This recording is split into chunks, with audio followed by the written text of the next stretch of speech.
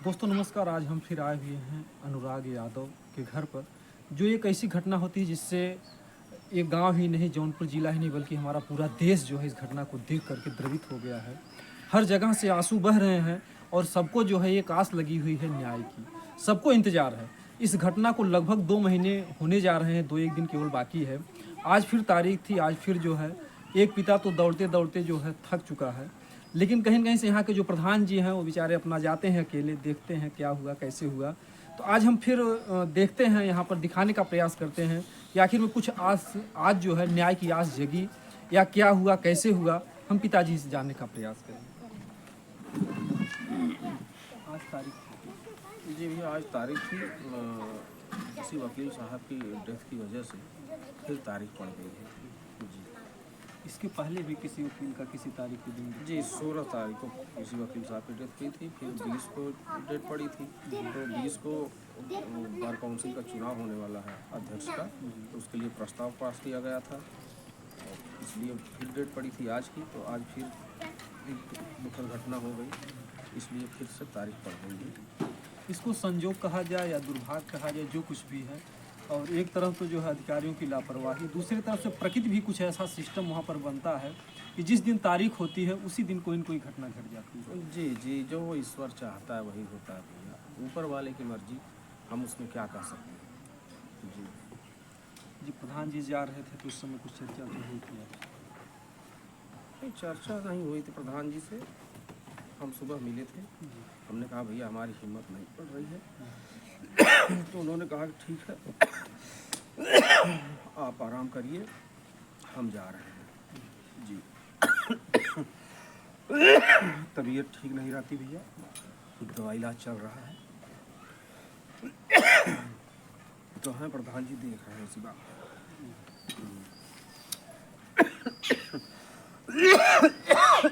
कहीं से पुत्र शोक में जो है पूरा परिवार जो है डूबा हुआ है। पिताजी की भी सेहत जो है ठीक नहीं है, तमाम बीमारियां भी ग्रसित करती जा रही हैं। और ऐसे में तो अनुराग को फिर इस दुनिया में नहीं लाया जा सकता है।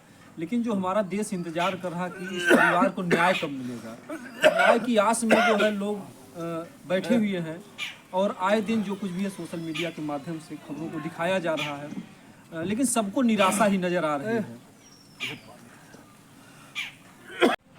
आज जब प्रधान जी जा रहे थे तो आपको कुछ आशा थी कि आज कुछ होने वाला है? जी, उम्मीद तो बहुत थी कि आज कुछ न कुछ फैसला होगा। लेकिन भाई अब कुदरत के आगे किसका जोर चलता है। दुखद घटना हुई, वकील साहब दिवंगत आत्मा को शांति मिले। जी फिर इसके बाद प्रधान का फोन कैसे पता चला कि आज फिर तारीख? नहीं, हमको गांव के लोग भी बताए। गांव के लोग भी बहुत लोग जाते हैं ना कि इसमें देखिए होता क्या है। तो गांव के लोग बताए कि फिर डेट पड़ गई है। मुझे ये क्लियर नहीं था कि 26 को है 27 को है। तो अभी आप ही लोगों ने बताया कि 27 को है। प्रधान जी ने बताया।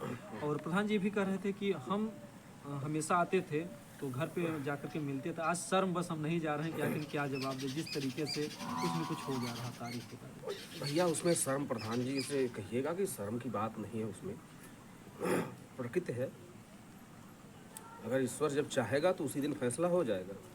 हमारे आपके चाहने से कुछ नहीं होगा। हमारा आपका कर्तव्य है कि हम प्रयास करें, तो प्रयास हम लोग कर रहे हैं। तो उस परिवार में जो दरोगा शायद उसका जो है बेल भी होने वाला था, कुछ ऐसा सुनाई दे।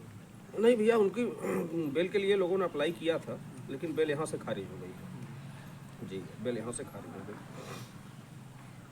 लगभग 2 महीना हो जा रहा है। अभी कितना जो है उम्मीद जग रही है कि हाँ कुछ हमको प्रशासन से न्याय मिल पाएगा? भैया उम्मीद पे ही तो दुनिया कायम है। मुझे भी उम्मीद है, और न्याय तो शासन प्रशासन ही देगा। और मैं नियम कानून और संविधान को मानने वाला आदमी, मुझे ऐसा कुछ नहीं करना है जैसा उन्होंने किया। तो मैं उन्हीं के ऊपर, कानून के ऊपर ही डिपेंड हूँ, उन्हीं के ऊपर भरोसा करके बैठा हूँ। अब मेरा भरोसा टूटता है तो समझ लीजिए पूरे देश का भरोसा टूट जाएगा। जो भी उच्च स्तर पर जो भी अधिकारी बैठे हुए हैं, अगर मेरी बात सुनेंगे तो उनको भी लगेगा कि अगर मेरा भरोसा टूटा, जिस मामले में पूरे देश की निगाह है और जो देश की धरोहर में पाल रहा था, वो आज नहीं तो कल पूरे देश का नाम जरूर रोशन करता। इतनी छोटी सी उम्र में इतना मेडल लाना, इतनी मेहनत उसकी, तो आज नहीं कल देश के लिए कुछ न कुछ करता, तो पूरे देश की धरोहर को जिस आदमी ने ख़त्म किया है, तो उसको अगर दंड नहीं मिलेगा तो सब लोग उदास हो जाएंगे। एक सिर्फ मैं ही निराश नहीं होऊंगा, सब उदास हो जाएंगे, निराश हो जाएंगे। तो जो लालता का परिवार है, आप भी पिता के इकलौते हैं। जी जी जी, हम भी एक अकेले। तो कहीं न कहीं से मतलब कि बरसों से जो मैटर चल रहा था, आपको भी मिटाना चाहते थे लोग। जी भैया, पहले से ही धमकाते थे, अकेला दिया है बुझा दो। और 14 साल की उम्र से मुकदमा लड़ा रहा है, हम कहीं नौकरी चाकरी कुछ कर नहीं पाए। 14 साल की उम्र से इसका मुकदमा देखते देखते। माता पिता मेरे बूढ़े थे, बाप को फालिस मार गई थी, वो कुछ कर नहीं पाते थे। भाई साहब हैं, इनका 2 बार ब्रेन का ऑपरेशन हो चुका है। और जो भतीजे हैं वो सब छोटे थे। मैं ही था 14-15 साल की उम्र से, तब से मुकदमा लड़ रहा हूँ इससे। और मैंने एक भी मुकदमा उसके ऊपर नहीं किया। उसने इतना मुकदमा कर रखा है कि मैं जवाब देते देते थक जाता हूँ। तो भतीजे को वकालत पढ़ाई गई ज़बरदस्ती कि तुम वकालत पढ़ो यार। उसको इसलिए मारना चाहता था कि वो तरक्की कर रहा है। भतीजे को इसलिए मारना चाहता था कि ये कितना भी मुकदमा करता था, हम लोगों को कचहरी नहीं जाना पड़ता था, वो जाता था अपना देखता था। जी, इसलिए वो दोनों को मारना चाहता था। लेकिन एक को पा गया, एक को नहीं पाया। निशाने पर मतलब उसी वकील को ही मारना चाहते थे। हाँ, उसको भी और मेरे बच्चे को भी, लेकिन दोनों को मिटा दो। इस तरह से पूरा परिवार नंगी तलवार लेके कहीं दौड़ता है। यहाँ क्या महाभारत का युद्ध हो रहा था? इतनी नंगी तलवारें कोई लेके दौड़ता है, इतने धारदार हथियार कोई लेके दौड़ता है। और किसी का और 1-2 सदस्य होते तो बात अलग थी। पूरा घर, यहाँ तक कि उनके घर की औरतें भी हथियार पकड़ा देती थी कि काट दो, लाला करके देते। हाँ। रमेश की माँ बोली कि एक ही को मार के क्यों आ रहे हो, 2-4 को और काटो, ऐसे बोली थी जब वो काट के जा रहा था। लोग बता रहे हैं, हम तो थे नहीं, लेकिन लोग बता रहे हैं अब धीरे धीरे। जो लोग बताते हैं कि महिलाओं का दिल ममतामयी होता है, लेकिन यहाँ पर जिस तरीके से एक महिला होकर, एक औरत होकर के उनको एक पति का दर्द, एक बेटे का दर्द, एक माँ का दर्द, एक बहन का दर्द, ये कुछ भी महसूस नहीं हुआ। तो कहीं न कहीं से जो भी कुछ है, प्रवृत्ति पूरे जो है घर की जो है एक ही जैसी, चाहे वो पुरुष हों चाहे महिलाएं हों। जो उनके सपोर्टर हैं ना, वो हंसते हैं, बोलते हैं कुछ नहीं होगा, कुछ नहीं होगा, छूट के आके यहीं रहेगा। तो ठीक है भैया, आके रहो, हमने तो कभी रहने से मना नहीं किया। लेकिन सवाल ये है शासन प्रशासन से कि वो आके यहीं रहेगा तो क्या मेरी बच्चियां सेफ रहेंगी? उनके सुरक्षा की गारंटी कौन लेगा? इसी घर में रहेगा। अगर वो घर नहीं गिरा तो आके इसी घर में रहेगा, तो कल को क्या मेरी बच्चियां सेफ रहेंगी? इसकी जिम्मेदारी कौन लेगा? आप बताइए। जी, बहुत बड़ा सवाल है कि आखिर में जो गला काट सकता है, अगर वो दिल हो गया, जिस तरीके से लीपा पोती हो रही है। आज 2 महीने बीत गए। एक बात आई थी कि जो है प्रशासन के लोग या अधिकारी लोग आर्थिक सहयोग की बात कर रहे थे, कुछ आर्थिक सहयोग मिला आपको? कुछ भी नहीं मिला है अभी तक। जो सच है वो सच है।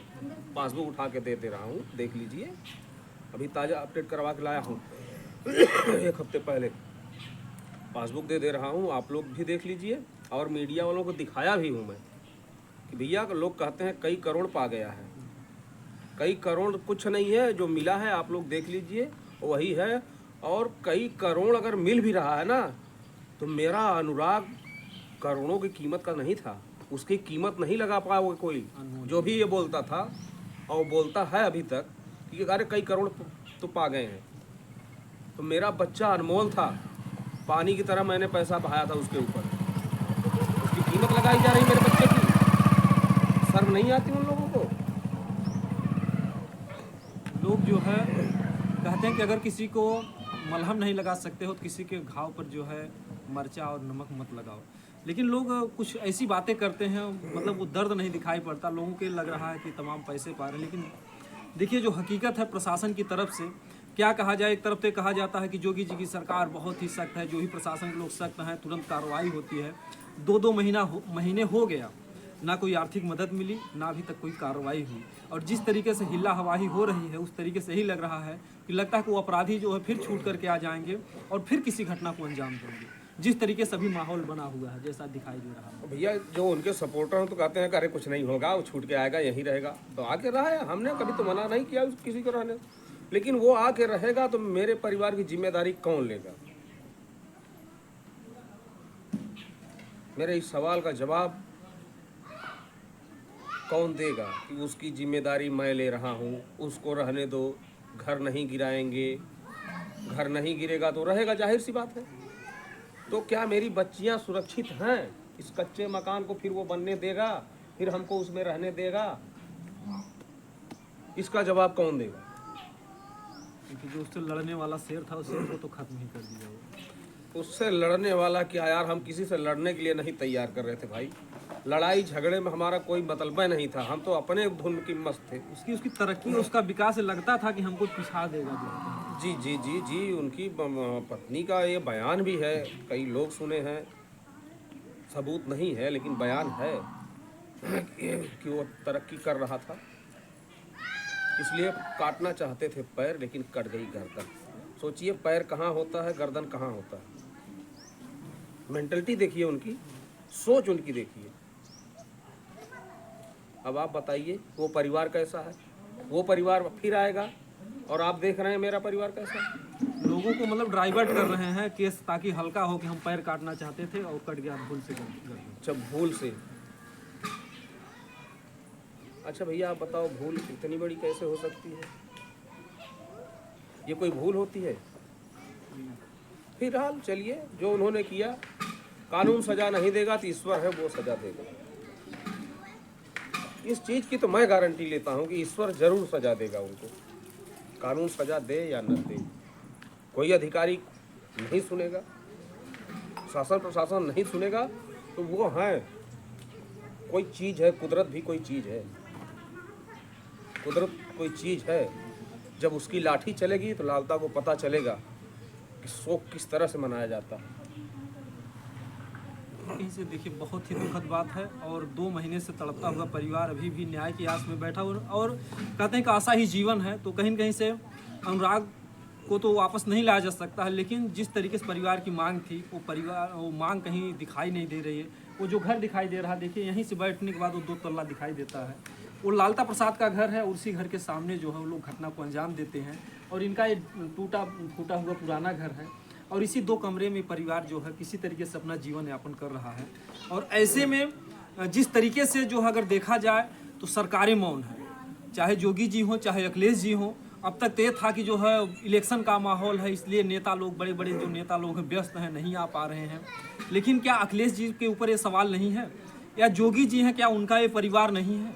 अगर हमारे उत्तर प्रदेश के मुखिया हैं, क्या उनकी जिम्मेदारी नहीं बनती है? जब देवरिया में घटना घटती है तो वहाँ पर दोनों लोग जाते हैं, और यहाँ पर ऐसा लग रहा है कि उनको कोई जो राजनीतिक लाभ नहीं दिखा रहा, कोई जातिवादिक लाभ नहीं दिख रहा है, या क्या है।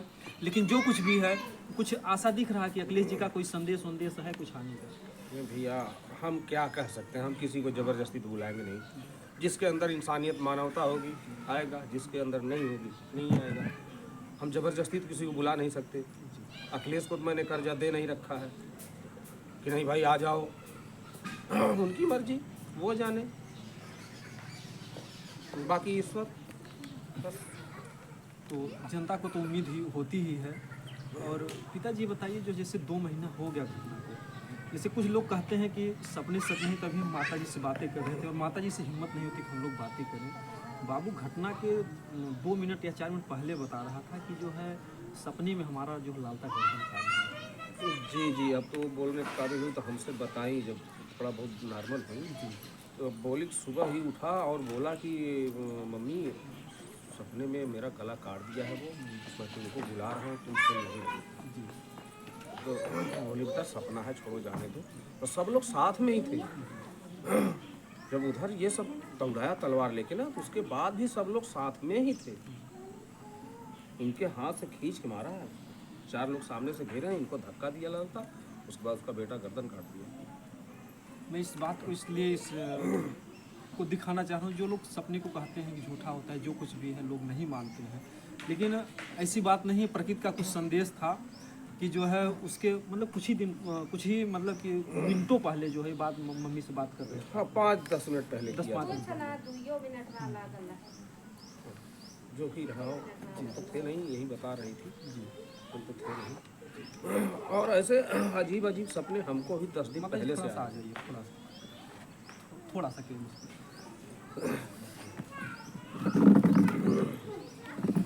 क्योंकि देखिए बात जो है सुनने के बाद बहुत दर्द हुआ कि किस तरीके से जो है वो बच्चा पहले ही बोला कि मम्मी जो हमारे साथ ऐसा हुआ, और 2 भी मिनट नहीं बीता हम मम्मी से थोड़ा, क्योंकि अब देखिए बहुत दुख होता है, बातें नहीं कर पाते हम लोग, रोने लगते हैं, बातें हो भी नहीं पाती हैं, तकलीफ़ होता है, लेकिन क्या करें, मजबूरी है।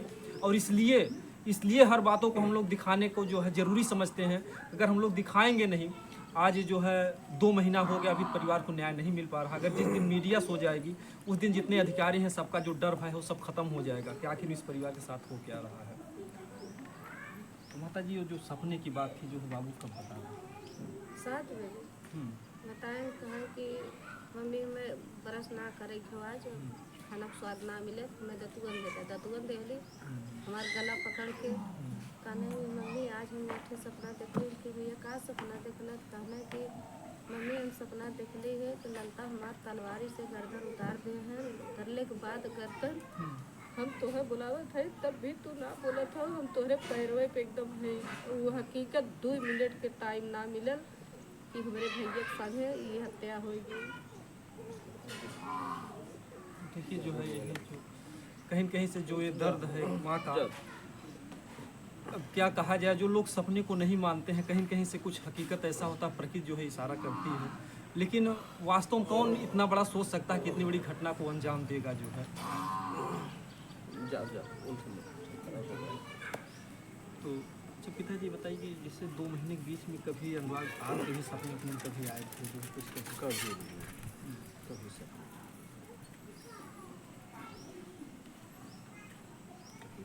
ईश्वर उसके आत्मा को शांति दे।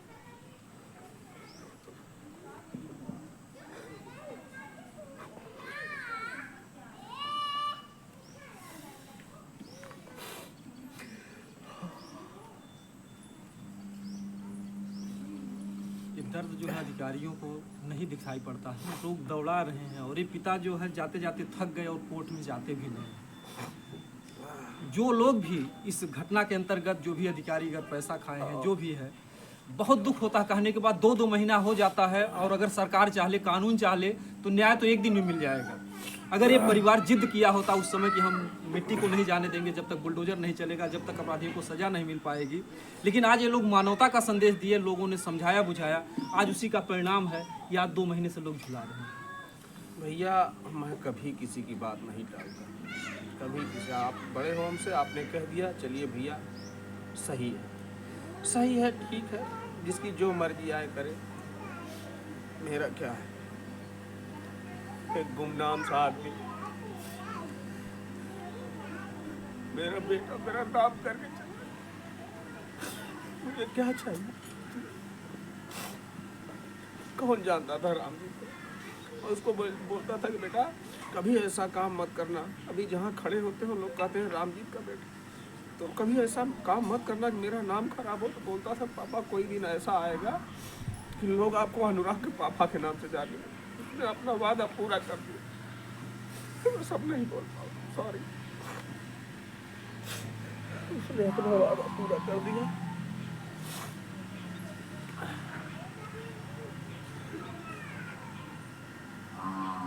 और मैं यही कहूँगा कि जो भी 27 तारीख की डेट है, या जो भी अधिकारी कर्मचारी हैं, उनसे हमारा विनम्र निवेदन है कि जल्द से जल्द जो भी है फैसला सुनाएं, और ऐसे अपराधियों को अगर लोग जिंदा रखेंगे, उसके बाद 2 महीने के बीच में हम बता दें कि हाँ, सराय के पुल आजमगढ़ जिले में एक यादव को, रमाशंकर यादव को मार दिया गया, और 2-3 घटनाएं जो है आजमगढ़ में हो गई। उसके बाद से इसका रीज़न यही है, और मैं हमेशा अपने चैनल के माध्यम से यही मांग करता हूं, जिस तरीके से सऊदी दुबई में सजाएं दी जाती हैं, जब तक ऐसी सजाएं अपने भारत देश में ऐसा कानून नहीं बनेगा।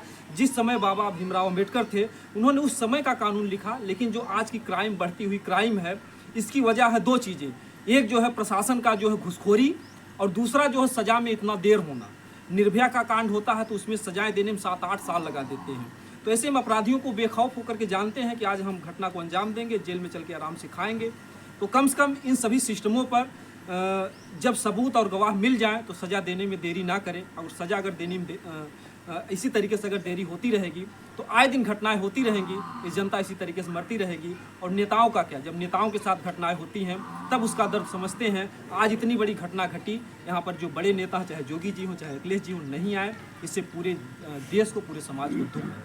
जिनको भी लगता है कि हमारा वीडियो समाज हितैषी है, इस वीडियो को ज़्यादा से ज़्यादा शेयर करें। जय हिंद जय भारत।